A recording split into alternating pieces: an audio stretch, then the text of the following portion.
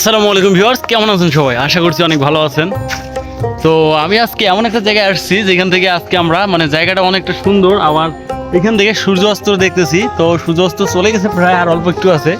তো এই জায়গাটা দেখেন একবার, কত অসাধারণ। এই যে গ্রামের মেঠোপথ কত অসাধারণ। আর আমি প্রথমে ধন্যবাদ জানাইতে চাবো। জানি না যে এইখানে যে বকুলের গাছটা কে লাগাইছিল সর্বপ্রথম, আমি জানি না, কিন্তু এই গাছটার জন্য এত সুন্দর লাগতেছে, কি বলবো।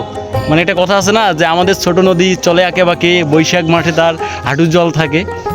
আরও শুধু ছোট নদী না, এইখানে দুইটা ব্রিজ, এই যে এইখানে একটা ব্রিজ, ওইখানে আরেকটা ব্রিজ, আর এইখানে দেখেন যে বকুলের গাছটা অসাধারণ লাগতেছে, একবারে অসাধারণ। রাস্তাটা একবার দেখেন।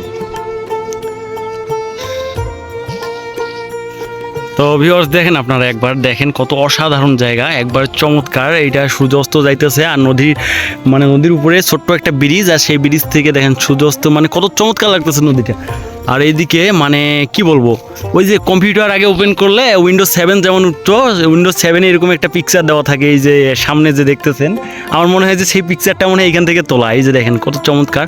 তো আরেকটু আগে বেশি ভালো ছিল জায়গাটা, কিন্তু এখন একটু তেমন লাগতেছে না, কারণ সূর্য অস্ত তখন আরেকটু ভালো ছিল, এই জন্য তখন বেশি ভালো লাগছিল। আর এখন বেশি সূর্য অস্ত চলে গেছে, তো এই কারণে আর কি অত বেশি লাগতেছে না। তবে জায়গাটা দেখাই দিলাম আপনাদেরকে। তো আপনাদের ওইদিকে কি এমন এত সুন্দর জায়গা আছে, অবশ্যই আপনারা কমেন্ট করে জানাবেন।